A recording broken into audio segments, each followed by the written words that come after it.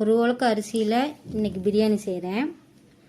குக்கரில் ஆயில் ஊற்றி பிரியாணி இலையை அதில் சேர்த்துட்டு இஞ்சி பூண்டு வெங்காயம் போட்டு பச்சை வாசனை போகிற வரையும் நல்லா வதக்கிக்கணும். அதில் ஒரு பெரிய தக்காளி புதினா கொஞ்சம் சேர்த்து அதையும் நல்லா வதக்கிக்கணும்.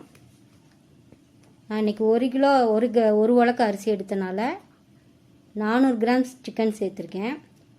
அதையும் நல்லா வதக்கிக்கணும்.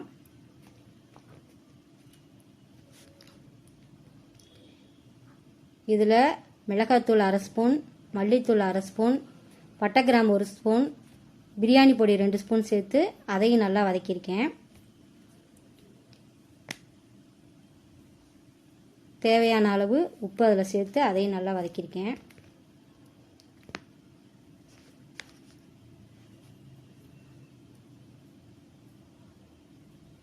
நாலு ஏலக்காயை பொடி பண்ணி அதை சேர்த்து அதையும் நல்லா வதக்கியிருக்கேன்.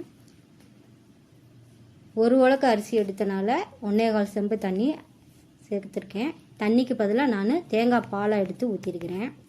அது டேஸ்ட் அதிகமாக இருக்கும் தேங்காய் பால் எடுத்து ஊற்றினா. கடைசியாக அரிசியை போட்டு